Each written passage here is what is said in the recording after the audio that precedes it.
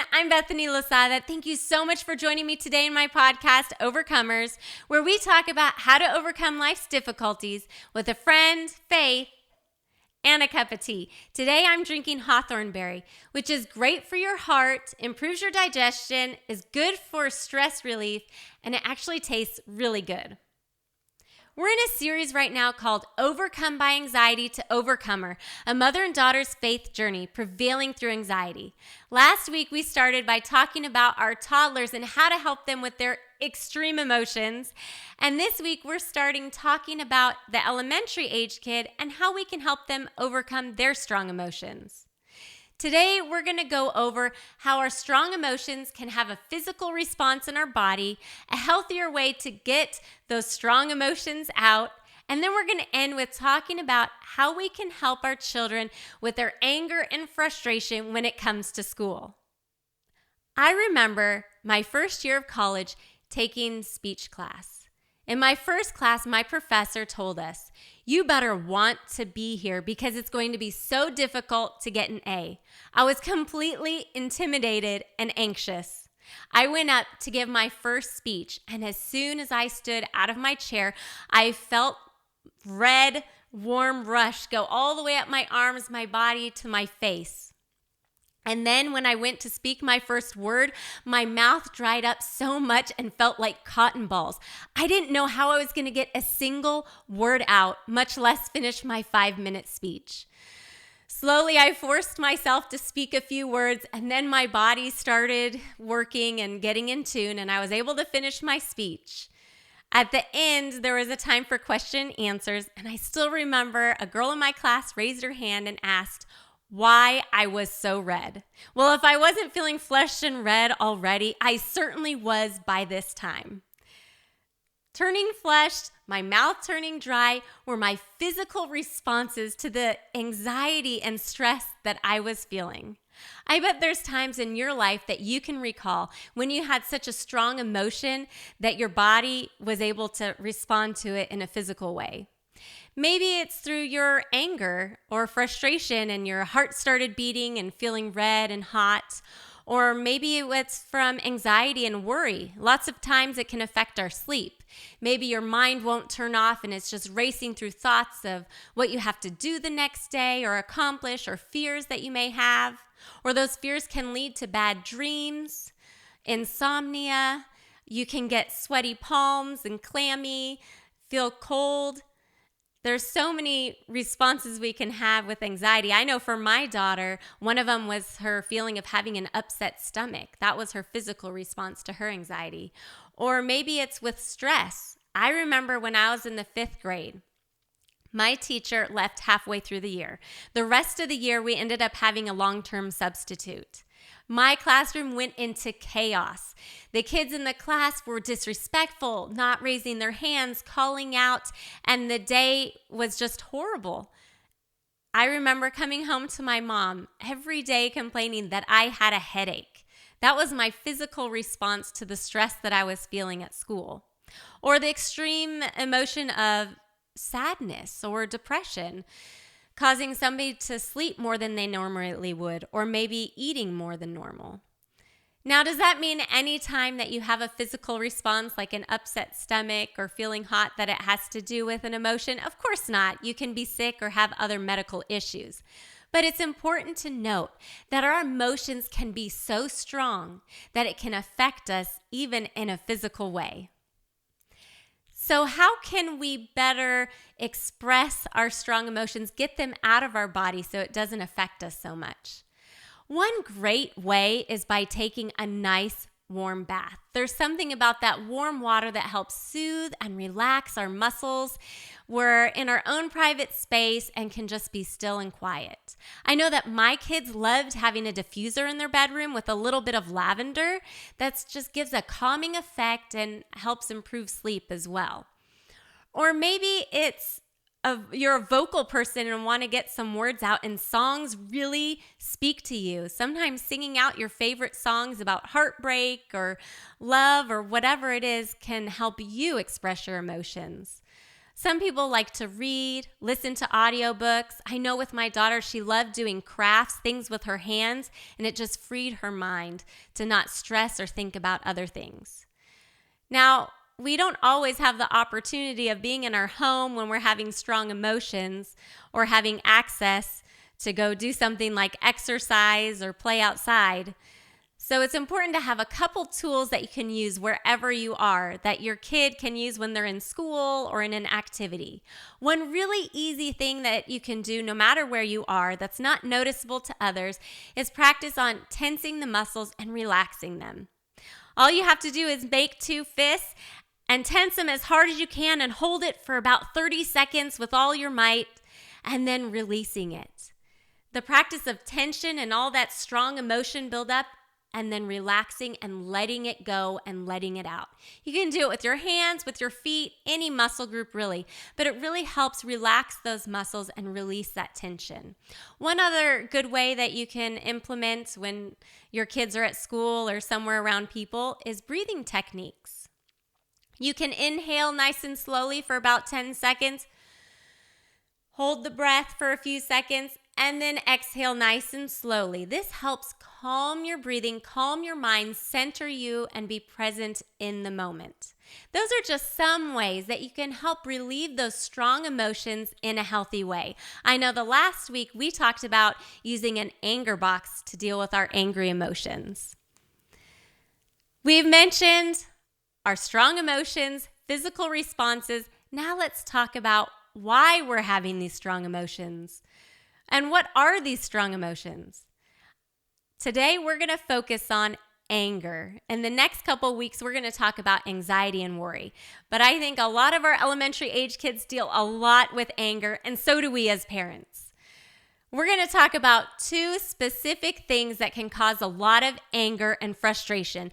The first one is not being able to handle it when something is unfair. Has anyone else ever gotten really upset because a situation is not fair?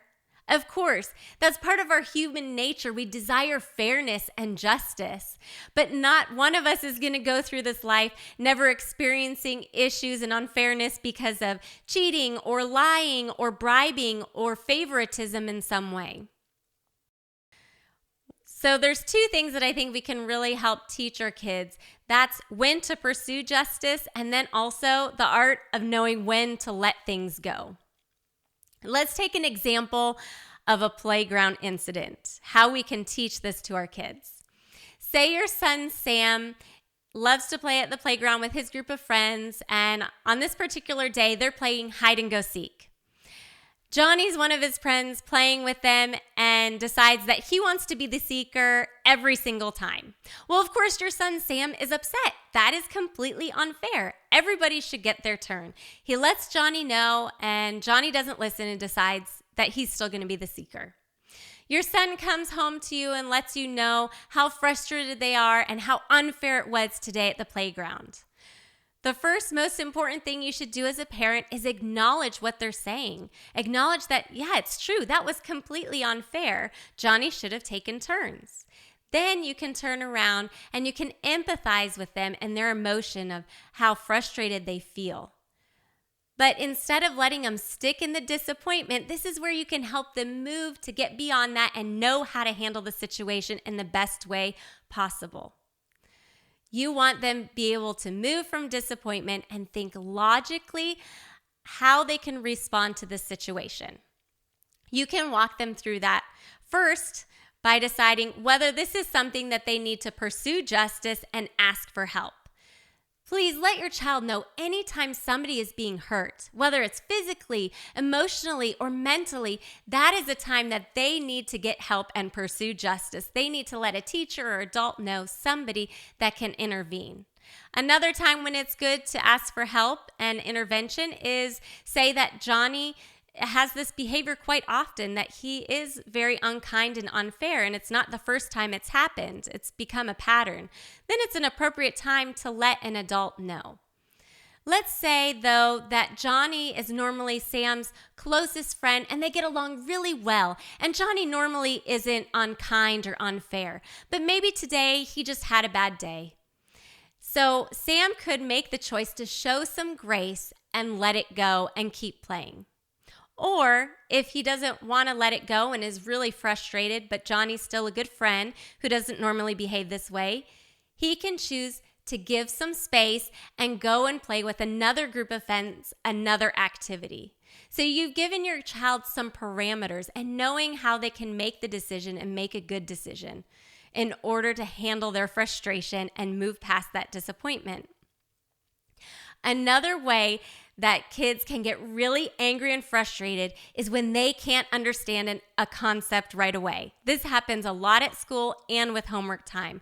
So I want to give you a couple pointers to help you help your child navigate through that. The first one is help your child gain access to the help that they need. Sometimes that access is to you. Make yourself available so if they have questions or need help, they can come talk to you. Or maybe it's a math question you don't understand, but an older sibling does. You can help create access for them to go talk to their sibling. Or maybe it's to the teacher. They need to go over a concept or something they're not getting with their teacher. You can go ahead and make a phone call to schedule a time your student can talk with them, or send an email asking if your student can approach them before class or at lunch or after school, but helping them have access to get the help they need.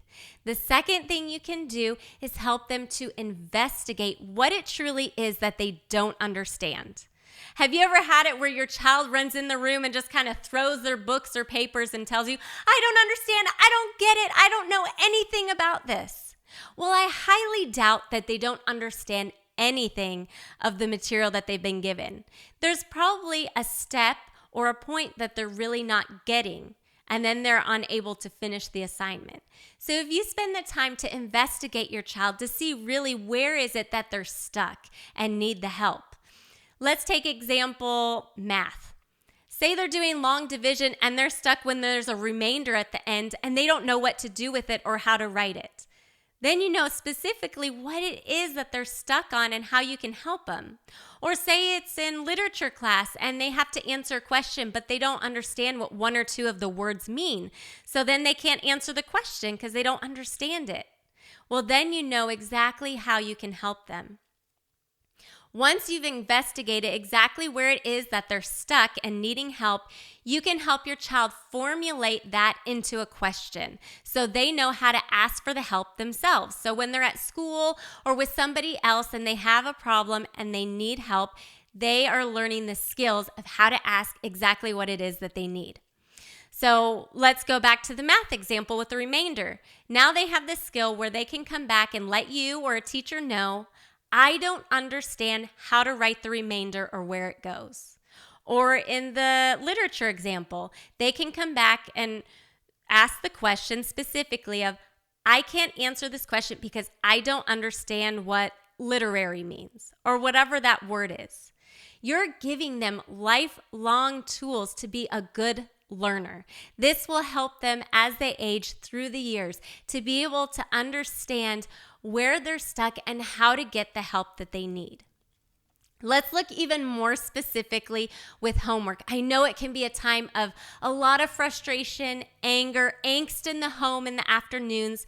Let's talk about a couple ways that you can implement methods to help that time be a little smoother and more peaceful for you. The first one is going to be when we are in meltdown phase, take a break. I remember when my daughter was in 5th grade, we were going through the COVID crisis and she was doing virtual learning. She would get these big math packets that she would have to do, and it could take her 3 hours. She might be stuck on one problem for 45 minutes, still working on it and staring at it. And we were getting nowhere.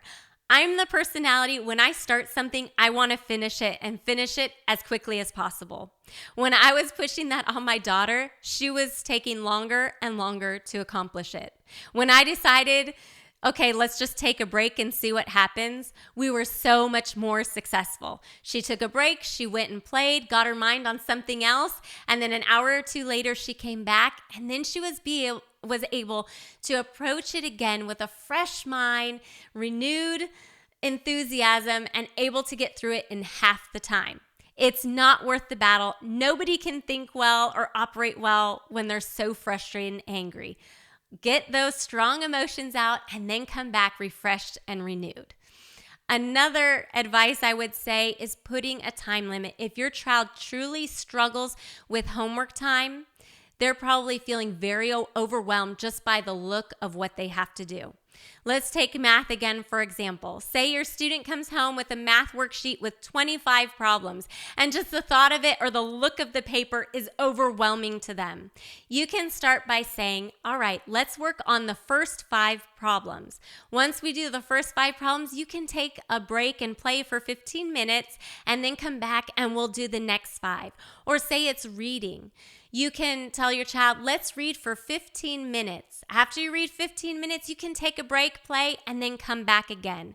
Your child will feel more successful and more capable if you give them tasks that they're not overwhelmed by. And they can have the brain space to go relax and let out their frustration and come back renewed.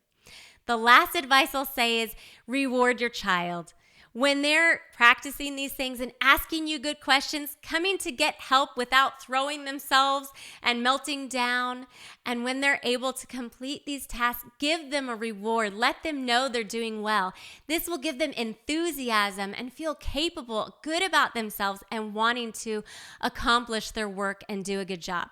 In the next few sessions, we're going to talk more about how to reward your kids and a good system that you can use. But I hope these things will help you and your family really handle that anger and frustration as it has to do with school and homework, and be able to use these pent up strong emotions, find a better way to let that out.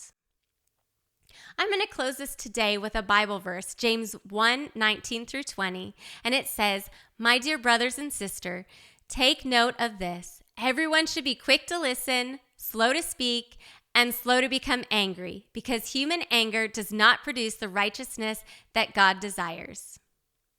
Dear Father, I pray for my friend today that you would give them a calm heart and mind, that they would learn to be slow to speak, but quick to listen and understand. Guide them to teach their children how to handle their frustration and anger in a constructive and helpful way. Let them know how to handle each and every situation that they come across as they look to you for guidance. Bless my friend today. In Jesus' name, amen. Thank you so much for joining me today as we've started this discussion on how to help our elementary age kids with their strong emotions. I hope you come back the next time as we start talking about anxiety and worries and how we can help our kids. Until next time, I'll see you then.